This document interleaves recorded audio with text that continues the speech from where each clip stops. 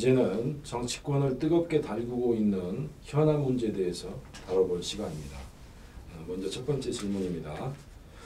먼저 올해 3월에 더불어민주당 김건희 특검 법안을 국회의원과의 신정훈 의원께서 직접 제출했던 것으로 그렇게 알고 있는데 김건희 특검 법안 준비 과정에서 어떤 역할을 하셨습니까? 저는 평소에 이 민주주의의 요체는 제도로서도 중요하지만 그 윤리로서 고위 공직자, 그러니까 권력자들, 힘 있는 자들이 도덕적으로 아주 깨끗해야 된다 생각합니다.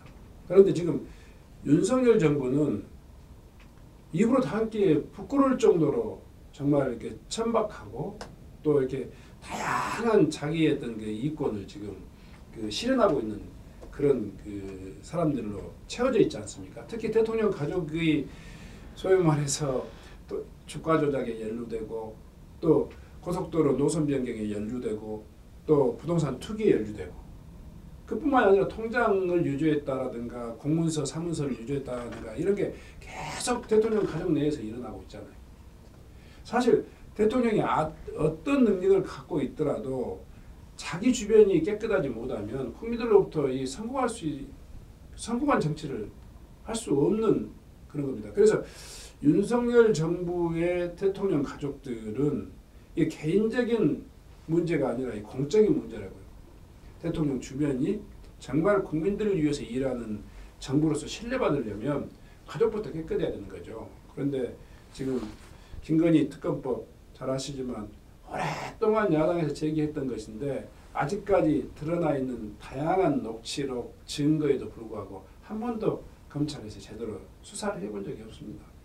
나름대로 자기들은 문재인 정부 때 검찰에서 한번 다 뒤져갔다 그러지만 그때 뭐 주로 실권 검찰의 실세들은 다 윤석열 한동훈 아니었습니까?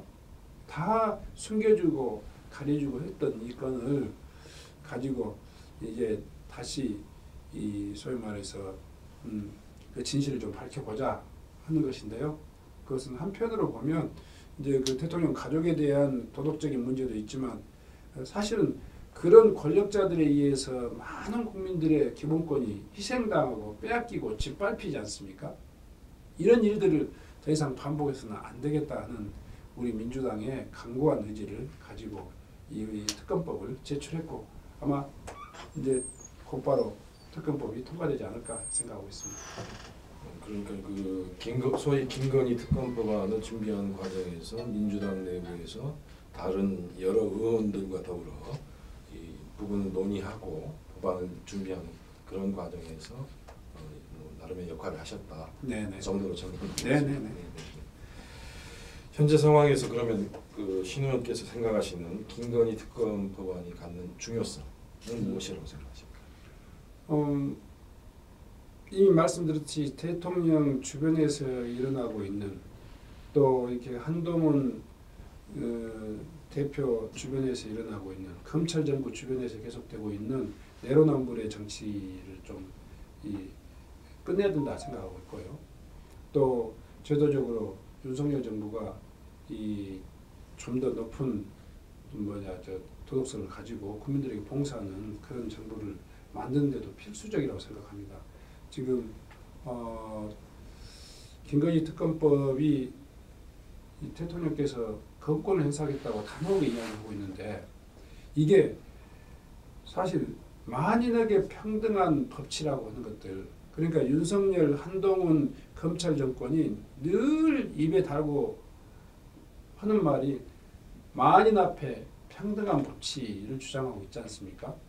기본적으로 이 진실 여부를 떠나서 아직도 미진한 수사를 제대로 해가지고 만인에게 평등한 법치를 구사하는 것은 당연한 이 정치 또 정부의 의무라고 생각합니다. 그런데 대통령이 자기 자신의 가족들에 대한 문제를 소위 말해서 거부권을 통해 가지고 행사하지 못하게 한다면 국민들이 용서하지 않을 겁니다.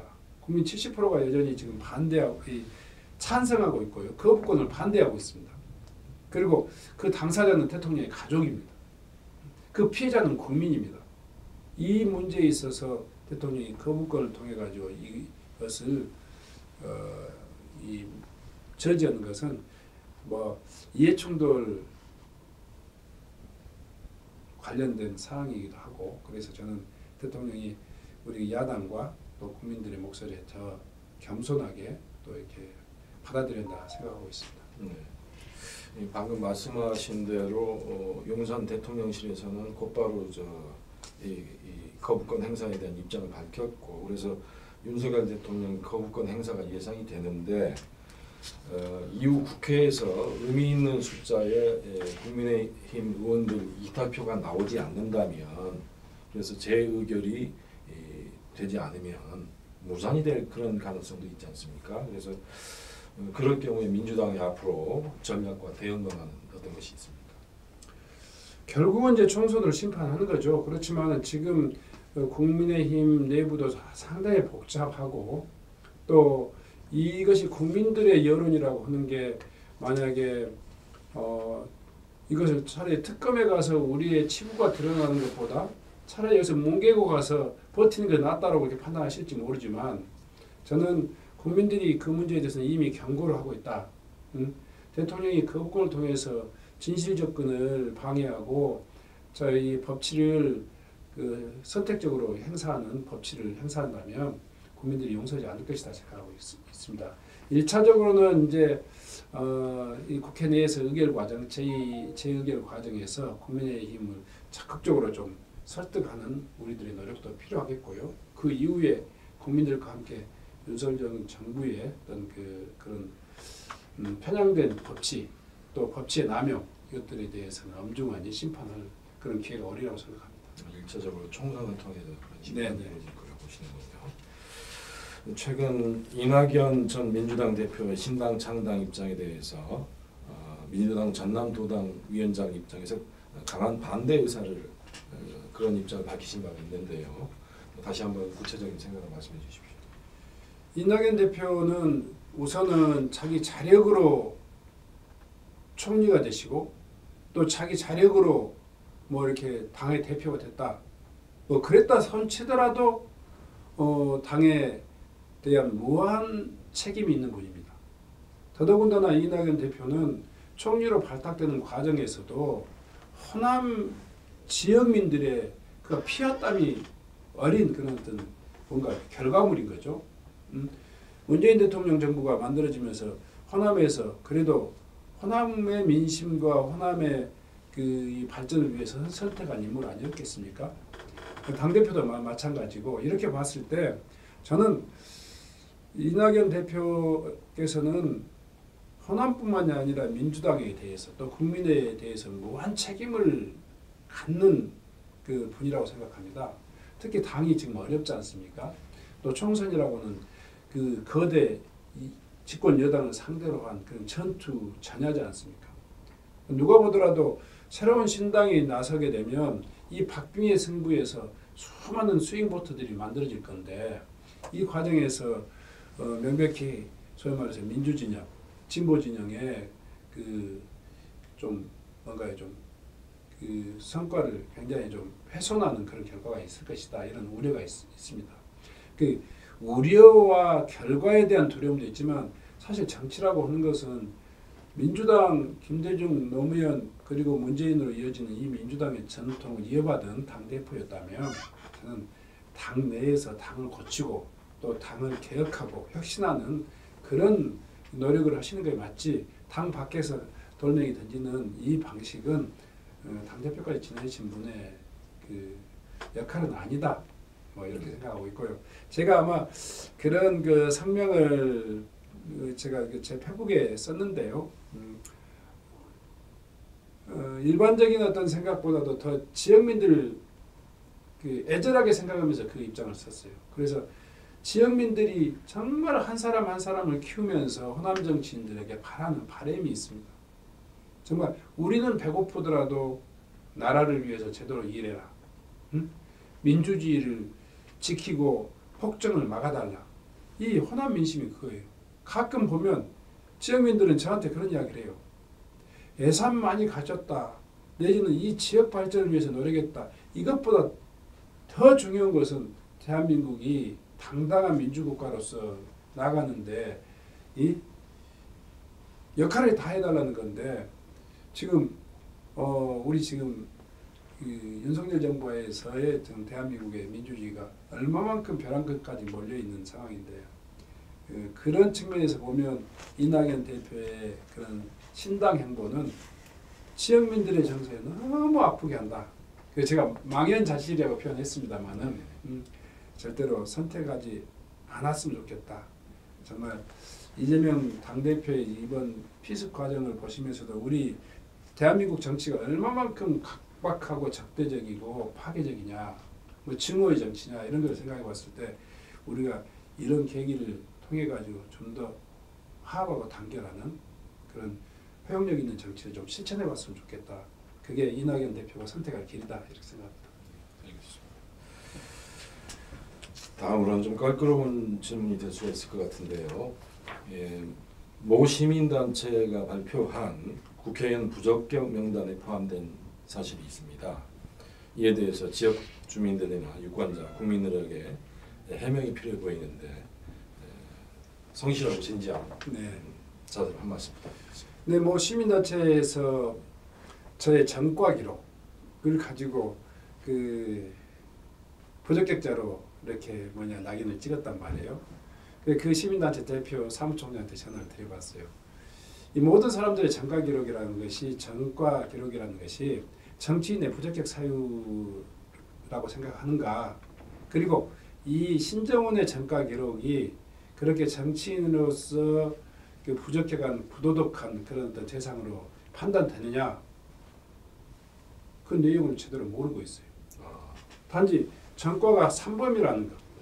이때는 전과 3가지 기록을 가지고 이 이야기를 했던데 뭐 그 사건의 내용이랄까 이런 문제에 대해서는 전혀 개의치 않고 그냥 그 전과 기록만을 가지고 그러니까 아까 예를 들면 미문화원 점거 사건 이런 내용은 지금 아니 거기서는 미문화원 점거 사건을 가지고 포함시키진 않았습니다. 학생운동 전과는 2가지는 뺐는데 제가 시장할 때 공개적인 적극적인 시장으로서의 자기 판단과 정책을 하면서 결정했던 과정에서 나온 그 전과가 있습니다. 그것은 제가 개인적인 비리도 아니고 공개적이고 또 이렇게 관련 기관과 서로 협의해 가면서 결정했던 건데 그 말로 표현하기 힘들지만 그 검찰의 판단이라고 하는 게 굉장히 정치적인 판단이 있을 수 있습니다. 그래서 저는 이건 정치적인 재판이었다라고 생각하고 있고요. 사실상 이명박 정부로부터 사면복권까지 받았지 않습니까? 그런 사정이 없이 정치적인 그 사안을 소위 말해서 사면복권 낸 경우는 없거든요.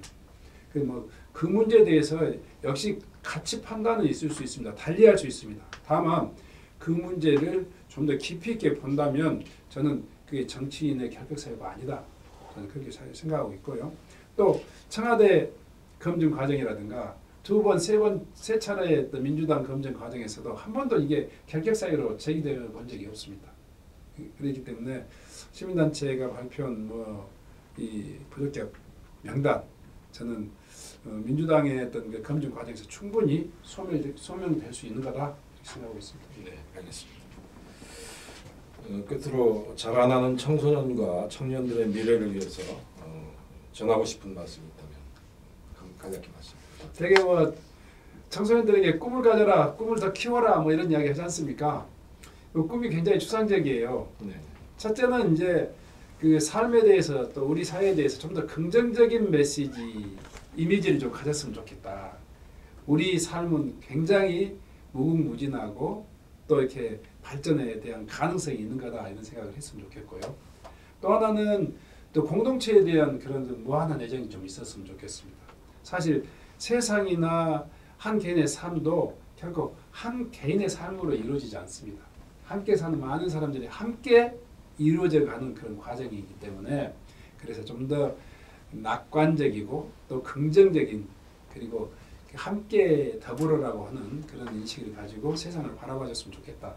그리고 이제 거기에서 자기 나름대로 자기가 가지고 있는 여러 가지 나름대로 이렇게 개성이랄까 또 뭔가 좀 자기의 특성이랄까 이런 것들을 가지고 자기의 어떤 구체적인 진로를 선택하는 것이 굉장히 중요하겠다. 저는 진로를 선택하는 것이 꿈이다라고 표현하지 않습니다. 세상을 바라보는 그 넉넉한 마음 이게 저는 우리 청소년들에게 가장 필요한 꿈이 아닐까 생각합니다. 네. 중국이 오늘날 세계 2위의 강대국으로 성장하게 된 배경에는 검은 고양이든 흰 고양이든 쥐만 잘 잡으면 된다. 소위 흑묘백묘론이죠. 즉 사회주의와 자본주의를 결합시킨 실용주의 개혁 개방 노선인데요. 그 흑묘백묘론을 주장하면서 중국을 성장시킨 사람이 바로 덩샤오핑입니다. 그런데 덩샤오핑에게는 여러 차례 정치적인 숙청과 고난을 이겨내고 다시 우뚝 일어서는 저력을 보여주면서 부동이라는 별명이 있습니다. 우리말로 말하면 부동은 오뚝이라는 뜻입니다. 신정훈 의원 역시 여러 차례 정치적인 어려움을 이겨내고 다시 일어서는 오뚝이 인생을 살아왔습니다. 그런 의미에서 지금 여러 가지 이유로 어려움을 겪고 있는 청년들에게 김희율 시인의 오뚝이라는 시가 있는데 신정훈 의원께서 한번 직접 낭독해 주시면 어떨까 싶은데요. 한 번 더 시를 낭송해 본 적은 없지만요. 우리 청소년들에게 새해 여러분들의 꿈과 희망을 좀 더 응원한다는 의미에서 오뚜기 시 낭송해 보도록 하겠습니다. 오뚜기. 많이 넘어진 사람이 더 쉽게 일어납니다. 살다 보면 넘어질 일이 더 자주 생길지도 모릅니다. 갈피를 잡지 못하고 마음이 흔들릴지도 모릅니다. 그렇다고 그냥 주저앉아 있지 마세요. 다시 일어나세요. 넘어진 자리가 끝이 아닙니다. 넘어진 그 자리가 포기하려던 그 자리가 새로 시작할 자리입니다. 시작만 하면 모든 게 다 가능합니다. 당신이니까 뭐든지 해낼 수 있습니다. 넘어진 그 자리에서 툭툭 털고 다시 일어나는 당신을 격려합니다. 당신을 믿습니다. 고맙습니다. 감사합니다. 고통과 어려움이 닥쳤을 때 이를 이겨내고 다시 우뚝 일어서는 오뚜기 정신 무엇보다 중요합니다.